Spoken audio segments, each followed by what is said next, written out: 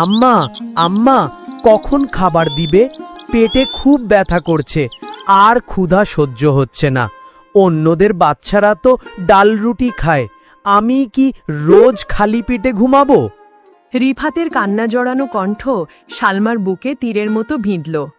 ওরে আমার কলিজার টুকরা, তোর কান্না আমাকে ছিঁড়ে খাচ্ছে। শোন বাবা, তোর মা দুর্বল নয়, তুই সাহস রাখ। আজ যদি না খেয়ে ঘুমাতে হয় তো কি হয়েছে, কাল তোর পেট আমি ভরাবই। আজ একটু ধৈর্য ধর বাবা। ঘরের কোণ থেকে অসুস্থ শাশুড়ি কাশতে কাশতে বললেন, বৌমা, আর কতদিন এভাবে চোখের পানি ফেলবি? ঘরে না আছে খাবার, না আছে লাকড়ি, তোর স্বামীর ছায়াও আর নেই। আমি বুড়ো মানুষ, আমার দিন তো শেষ হয়ে এসেছে, কিন্তু তুই একা মেয়ে মানুষ, আর কতদিন সব সামলাবি? আম্মা, লোকে কি বলে তাতে আমার কিছু যায় আসে না। কষ্ট হয় এটা ভেবে যে আল্লাহ কেন আমাকে এখনো পরীক্ষা করছেন। বিধবা হয়েছি তো কি হয়েছে, পরিশ্রম করতে তো জানি, চাইলে হাত পাততে পারি, কেউ না কেউ কিছু দিয়ে দেবে। কিন্তু আমি কি আমার রিফাতকে ভিক্ষার খাবার খাওয়াবো? না, যতক্ষণ শরীরে প্রাণ আছে আমি পরিশ্রম করে যাব। পরদিন সকালে গ্রামের বটতলায় বসে কিছু গ্রামবাসী গল্প করছিল। আরে শুনেছিস, কাল রাতে সালমার ছেলেটা নাকি ক্ষুধায় অজ্ঞান হয়ে গিয়েছিল, আর বেচারি সারা রাত কেঁদেছে। বিধবার জীবনটাই এমন, পেট খালি আর কপাল পোড়া। ঠিক বলেছিস, এই মহিলার অবস্থা দেখে মনে হয় শীঘ্রই ভিক্ষার জন্য হাত পাতবে।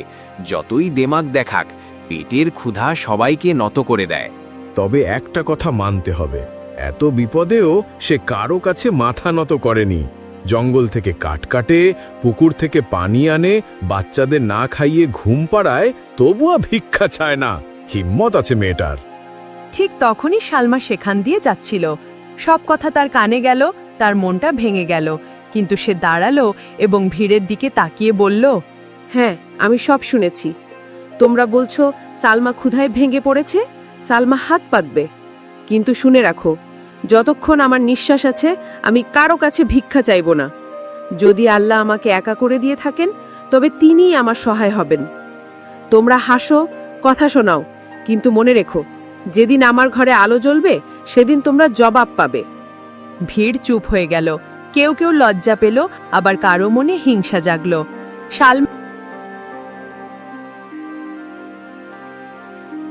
সালমা ঘরে ফিরল। রিফাত উঠানে বসে মাটি নিয়ে খেলছিল। তার মুখটা শুকিয়ে আছে, চোখে ক্লান্তি। সালমা তার পাশে গিয়ে বসল। আম্মা, আমি কি কোনোদিন পেট ভরে খেতে পাবো না? অন্যদের বাচ্চারা গোস্ত রুটি খায়, আমার কপালে শুধু কান্না কেন? আল্লাহ কি আমাদের ভুলে গেছেন? সালমার চোখে পানি এসে গেল। সে মনে মনে প্রতিজ্ঞা করল, আজ জান চলে যাক, কিন্তু খালি হাতে ঘরে ফিরব না। জঙ্গলে যাব, কাঠ কেটে আনব, হয়তো ওখান থেকেই কোনো ব্যবস্থা হবে। সে বাঁশের ঝড়িয়ার কুঠার নিয়ে বেরিয়ে পড়ল। রোদ চড়া ছিল, কিন্তু তার চোখে ছিল অদম্য সাহস। সালমা দীর্ঘ পথ পাড়ি দিয়ে গভীর জঙ্গলে পৌঁছে একটি গাছের নিচে বসল। হে আল্লাহ, এত দূর এসেছি, সামান্য কাঠ যদি পাই তবেই ঘরে ফিরে চুলা জ্বালাতে পারবো। রিফাত কাল থেকে না খাওয়া, আজ তাকে কিছু খাওয়াতেই হবে। হঠাৎ ঝোপের ভেতর থেকে এক অদ্ভুত গোঙানির শব্দ এলো, যেন কোনো প্রাণী ব্যথায় ছটফট করছে। সালমা চমকে উঠল। সে ভয়ে ভয়ে ঝোপের দিকে এগোলো। ঝোপ সরাতেই সামনের দৃশ্য দেখে তার চোখ কপালে উঠল। আরে, এ তো একটা হরিণ! কি অবস্থা করেছে তোর? কোন নির্দয় তোকে এমন আঘাত করলো? সালমা মায়াভরা হাতে হরিণটির মাথায় হাত বুলিয়ে দিল।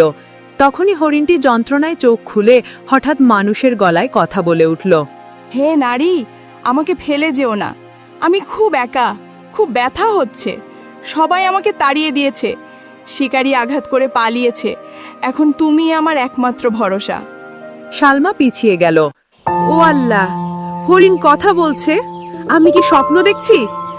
না বোন, তুমি স্বপ্ন দেখছো না। আমি সাধারণ হরিণ নই। আল্লাহর বিশেষ রহমতে আমি মানুষের ভাষায় কথা বলতে পারি, কিন্তু এই ক্ষমতার পরেও কেউ আমার কষ্ট বোঝেনি। আজ তুমি এসেছো, দয়া করে আমাকে মরার জন্য ফেলে যেও না, আমার সেবা করো। তোমার এই ঋণ আমি ভুলবো না। সালমার চোখে পানি এলো। সে দোটানায় পড়ল। হে হরিণ, আমার নিজের ছেলে ক্ষুধায় কাঁদছে, ঘরে এক দানা খাবার নেই। আমার কি সেই সামর্থ্য আছে যে তোর সেবা করব? কিন্তু মন বলছে তোকে এই অবস্থায় ফেলে যাওয়া পাপ হবে। যদি এখন কাঠ কুড়িয়ে বাড়ি ফিরি তবে চুলা জ্বলবে, আর যদি তোর সেবা করি তবে রিফাত আজকেও না খেয়ে ঘুমাবে। হে আল্লাহ, এ কেমন পরীক্ষা! হরিণ চোখ বন্ধ করে বলল, আল্লাহ দয়ার হিসাব রাখেন। আজ যদি তুমি আমাকে আশ্রয় দাও, কাল তুমিও আশ্রয় পাবে। আমাকে একটু পানি আর কিছু পাতা খাওয়াও। সালমা দীর্ঘশ্বাস ফেলল। সে নদী থেকে পানি এনে হরিণকে খাওয়ালো এবং কিছু কচি পাতা ছেড়ে তার মুখের কাছে ধরল। হরিণটি ধীরে ধীরে খেলো।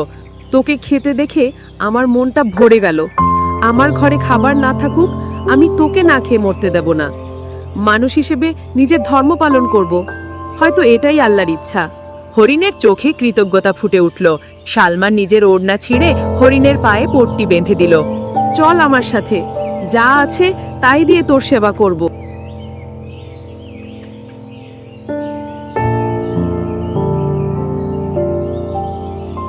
সন্ধ্যা ঘনিয়ে এলো। সালমা হরিণটিকে নিয়ে কুড়ে ঘরে ফিরল। ঘরে ফিরে সে হরিণটিকে পেছনের বারান্দায় বসালো। তোমার সেবা আমাকে নতুন জীবন দিয়েছে। নিজের ছেলে না খেয়ে থাকার পরেও তুমি আমাকে বাঁচিয়েছ। আমি দোয়া করছি তোমার ঘরে আর কোনোদিন ক্ষুধার ছায়া পড়বে না। সালমা অবাক হয়ে বলল, হরিণ বোন, আমার ঘরে এক দানা চাল নেই, আমার ছেলের চোখে পানি।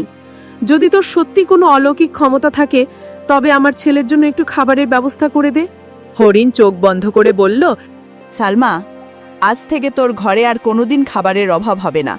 তোর কলসি ভরা থাকবে, চুলা জ্বলবে। কিন্তু মনে রাখিস, এই বরকত ততদিনই থাকবে যতদিন তোর মনে দয়া ও সেবার মানসিকতা থাকবে। যেদিন লালসা আসবে সেদিন সব শেষ হয়ে যাবে। আমি কথা দিচ্ছি, আমি লোভ করব না। আমার ছেলের পেট ভরলেই আমি খুশি। রাতে সালমা ঘরে ঢুকে অবাক হয়ে গেল।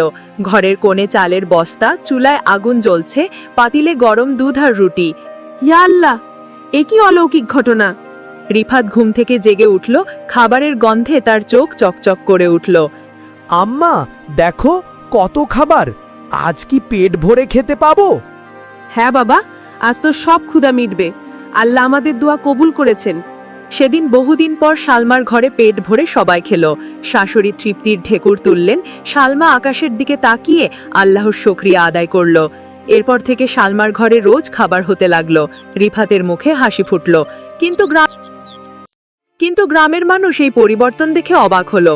চৌপালে মাতব্বর বশির মিয়া বললেন, আরে ভাই, এই সালমা তো কাল পর্যন্ত না খেয়েছিল। আজ তার ঘর থেকে গোশত রুটির ঘ্রাণ আসে।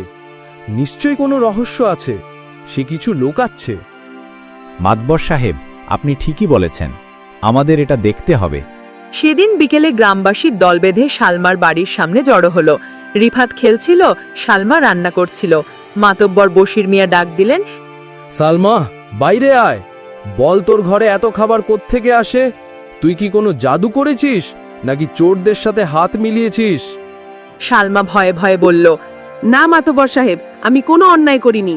এটা আল্লাহর রহমত। মাতব্বর ধমক দিয়ে বললেন, আল্লাহর রহমত শুধু তোর উপরই বর্ষালো? মিথ্যা বলবি না, সত্যিটা বল, নইলে গ্রাম থেকে বের করে দেব। বাধ্য হয়ে সালমা হরিণের কথা খুলে বলল। শুনে মাতব্বর ও গ্রামবাসীর চোখ লোভে চকচক করে উঠল। শোন সালমা, যদি তোর ঘরে সত্যি এমন জাদুকরি হরিণ থাকে তবে সেটা পুরো গ্রামের সম্পত্তি। ওটা একা তোর হতে পারে না। ওই হরিণকে আমাদের হাতে তুলে দে। সালমা কাঁদো কাঁদো হয়ে বলল, না, ও আমার মেহমান। আমি ওর সেবা করেছি, তাই ও আমাকে বরকত দিয়েছে। আপনারা ওর ক্ষতি করবেন না। গ্রামবাসী শুনল না। তারা হরিণটিকে খুঁজতে লাগলো। তখনই ঘরের পেছন থেকে হরিণটি বেরিয়ে এলো। তার শরীর থেকে অদ্ভুত আলো বের হচ্ছিল।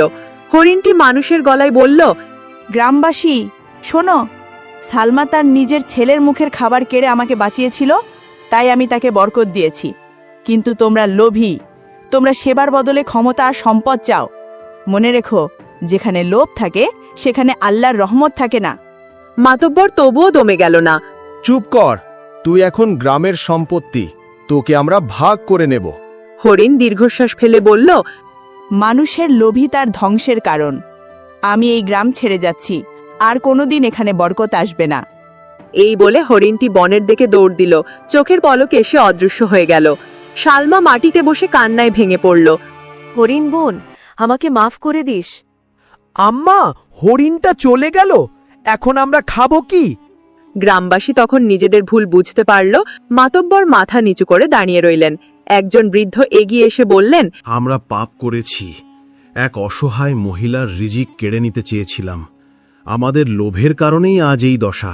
মাতব্বর শালমার কাছে এসে হাত জোড় করে বললেন, সালমা, আমাকে মাফ করে দে বোন, আমি লোভে অন্ধ হয়ে গিয়েছিলাম। আজ থেকে তোর আর রিফাতের দায়িত্ব পুরো গ্রামের, কেউ তোদের না খেয়ে থাকতে দেবে না। সেই সন্ধ্যায় গ্রামবাসীর নিজেদের ঘর থেকে চাল ডাল কাঠ এনে শালমার ঘরে দিয়ে গেল। হরিণ চলে গেলেও মানুষের মনে যে দয়া আর ভালোবাসার শিক্ষা সে দিয়ে গেল, তা গ্রামের মানুষকে বদলে দিল। শালমা আবার চুলা জ্বালালো।